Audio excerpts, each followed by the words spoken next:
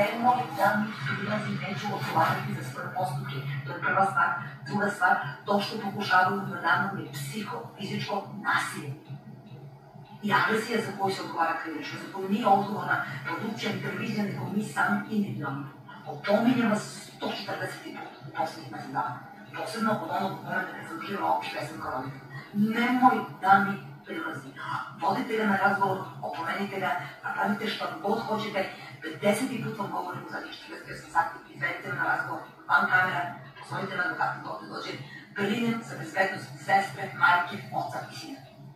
Jer je ovo čovjek koji ne da je dao grupe, odnosno organizovane bande, nego i vođa onog najaktivnijih banda.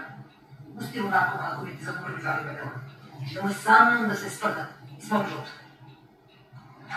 A ja ljudi tek počinjem. Tek počinjem.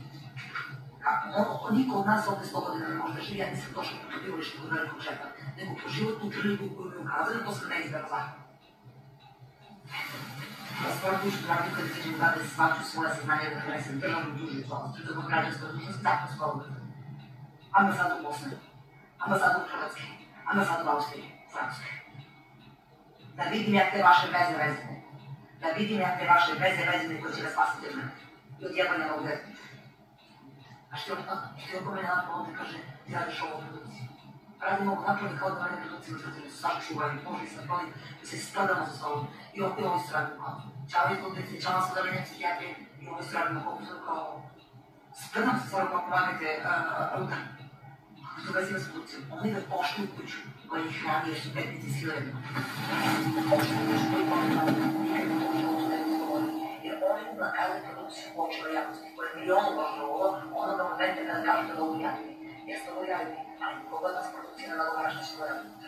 To ne može da neki medij, ja sam razgovarala s njim, da sam kriminalnica dela. Nikom od nas oni ovde ne pričaju, ne nagovaraju što će raditi. Svakome su dali jednu priliku.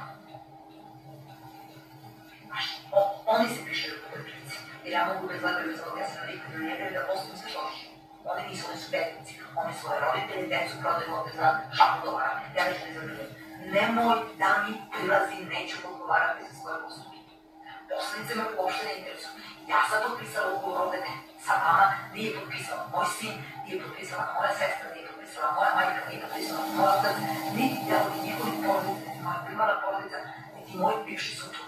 Lazare, u privatnoj tužbi koji ćete ti i tvoj otac podneti protiv njega zbog svega onoga što je govorio o tvojom nastanku rođenju i tvojom ocu. To je da čekate da ja izađem dok sam ovdje. A ja kad izađem u njegove Bože, mi to ne može staviti. Mene ne može staviti.